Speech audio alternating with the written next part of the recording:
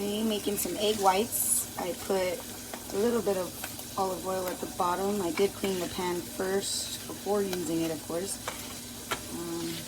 My biggest thing was my pans would not handle my eggs, and there'd be egg residue everywhere on my big pans just for making 1 or 2 eggs, and I just couldn't take it anymore. So far, it looks like it doesn't stick very much, the egg whites.